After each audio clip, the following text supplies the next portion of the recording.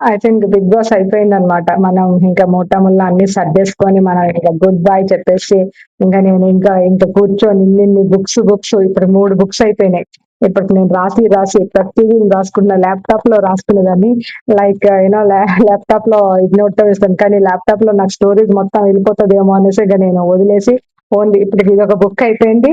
ఇది రెండోది మొన్నే కొనుక్కున్నాను. ప్రతి బిట్ నేను రాసుకుంటున్నాను. వాళ్ళేంటి ఇదంతా ఇంకా అవసరం లేదేమో తనుజకి దెబ్బతో తనుజ విన్నర్ అని ఆల్రెడీ టాక్ వచ్చేస్తుంది. బికాస్ ఈ రాంగ్ స్టెప్ వల్ల దివ్య రాంగ్ స్టెప్ వల్ల తనుజ ఇప్పుడు ఎలా అయినా ఫైనల్లో ఇమాన్యుయల్ అండ్ తనుజ ఉన్న అక్కడ ఒక గేమ్ పెట్టినా స్ట్రాంగ్ అయ్యి ఇమాన్యుయల్ అలా అయినా తనుజ వెళ్లాల్సిందే. ఇప్పుడు సపోర్టింగ్ టాస్క్ వచ్చినా ఇమాన్యుయల్ కి సపోర్ట్ చేస్తారా?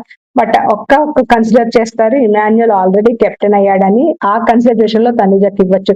అప్పుడు బిగ్ బాస్ మార్చొచ్చు తనుజకి ఛాన్స్ ఇవ్వడానికి. బట్ ఇమాన్యుయల్ ని చెయ్యాలని బిగ్ బాస్ అనుకున్నాడు కాబట్టి ఇదంతా జరిగింది.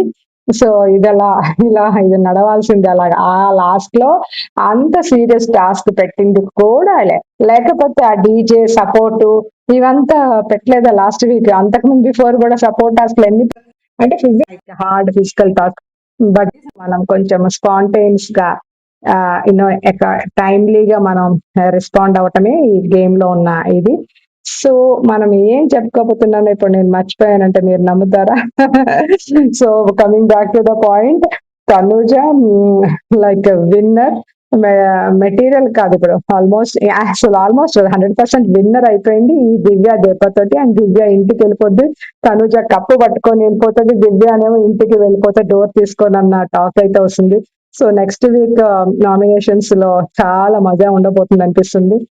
ప్లీజ్ సపోర్ట్ చేయండి, నన్ను లైక్ చేయండి అండ్ సబ్స్క్రైబ్ చేయండి. Watch my full video for more details. Thank you.